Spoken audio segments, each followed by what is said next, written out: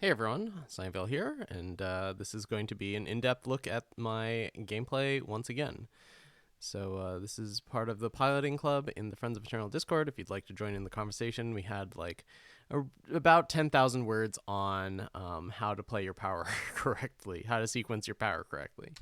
All right, let's take a look at this game. The first time through, I'm not going to say anything, and then the second time, I will really look at each decision.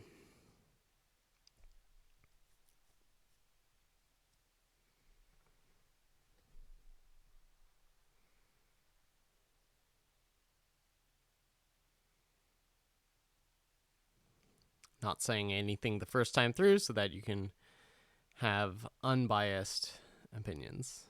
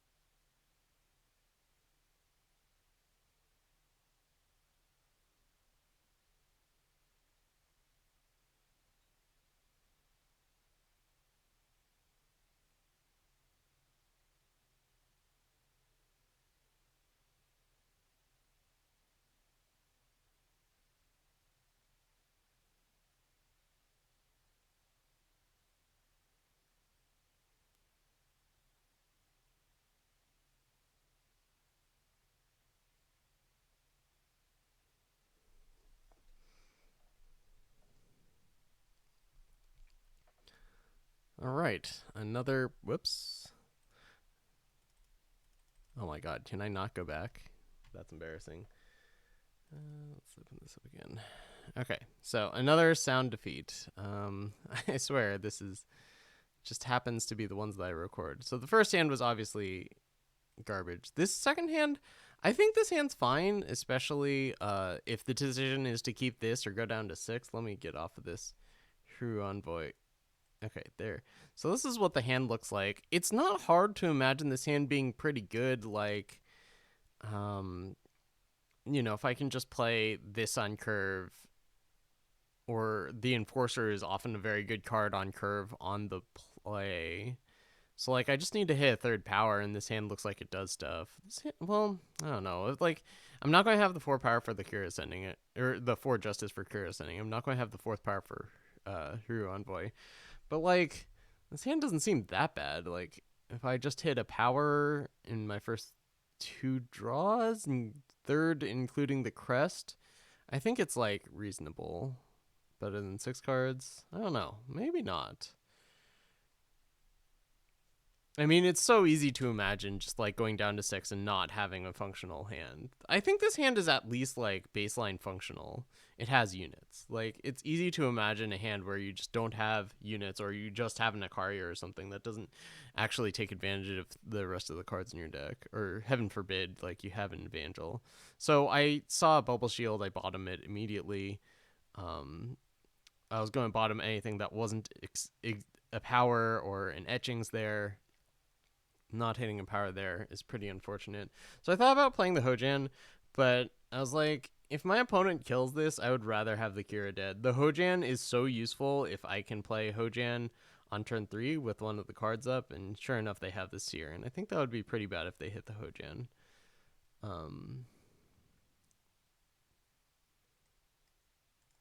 Yeah.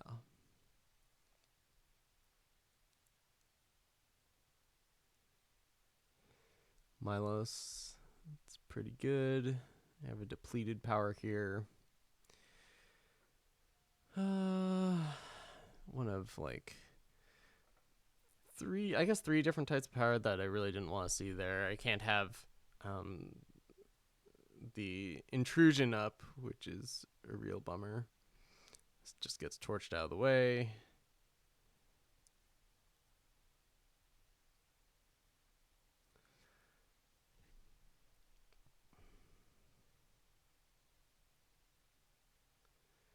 So here I have the option of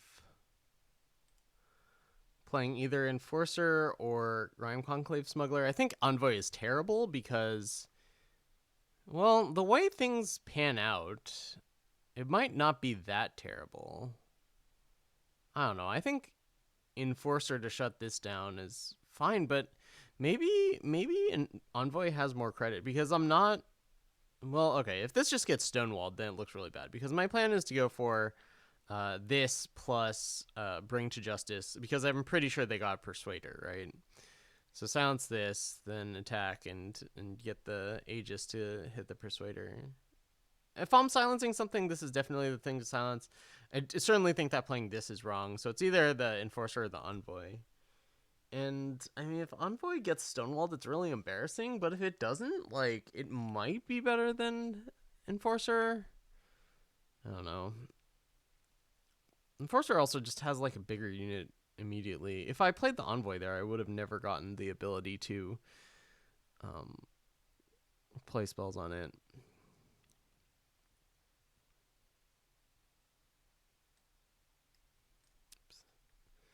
So here I could trade, but if I just Bring to Justice this without the Face Aegis, without the Onslaught, it's not very good because it's just gonna, come off its stun and keep on attacking for 6. I don't really have a good answer for that. So I think I needed to not block there, go for the attack, go for the Face Aegis, and Bring to Justice this. Then I think it's a pretty clear trade with Milos when Milos attacks on the next turn. This is an interesting market decision. I chose the Envoy, but man, in retrospect, no, I think that's right. Like, Crescendo sucks in this matchup, but it does get Wind Conjuring, which is pretty good because that prevents any damage spell. It usually makes your unit big enough to survive. So I don't think I'm going to have the time to play both Envoys.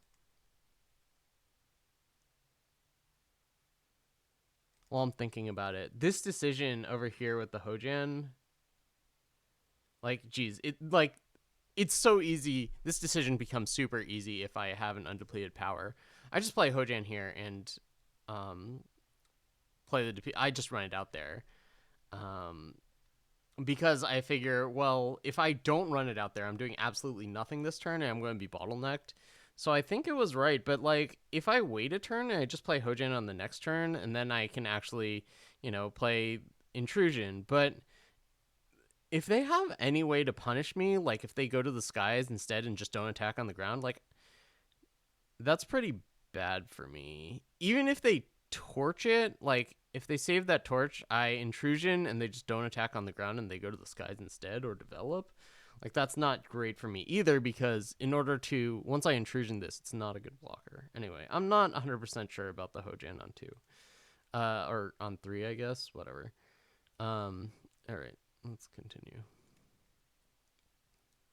So there's the Bring to Justice. They play a Thunder of Wings. They attack here. I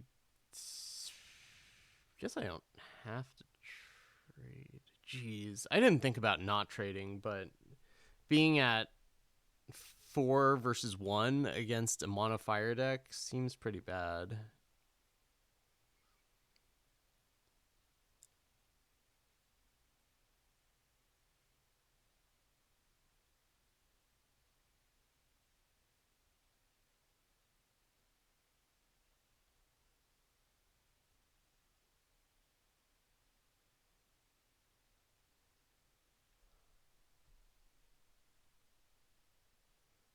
All right, I really needed undepleted power there. I mean, that's the theme of the whole game.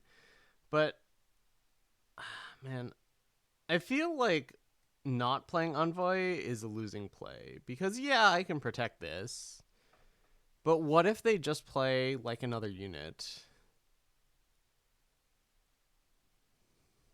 So I play the Envoy here, and my thought is, well, I just have to get lucky. Like I need these to trade off, them to not have, somehow not have something that attacks right away, and then go to town on the Envoy. But I guess I don't actually pick up that much value if I do that. So this might have been wrong. I guess I don't even know what I can do. Like I can protect against the, or Silverblade Intrusion against the Seer. But like if they play anything else with charge, I guess if they play a Milos, I'm not dead. But if they play a Milos and I play this instead, I don't know. I think this is just a losing line to do nothing. So I just run out the Envoy.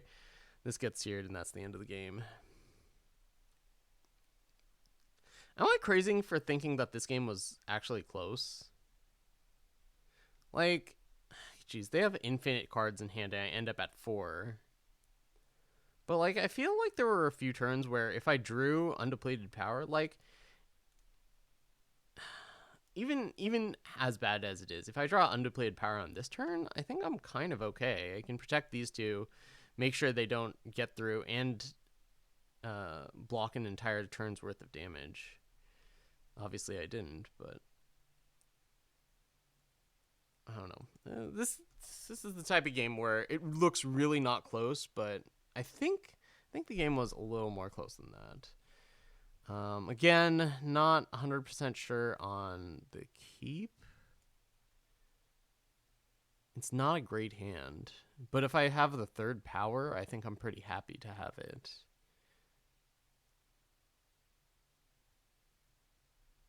If I have the 3rd and 4th power, I think this is pretty good. Because, like, then I can play this on 3 and then this on 4. But, as you know, that I stumbled greatly during this. Okay, well, that's this game. Hopefully I'll have some games that are a little more interesting in the future. But that's where we are for today. And thanks for watching. Join the Piloting Club in the description. Link is in the description. And I will see you next time. Thanks for watching.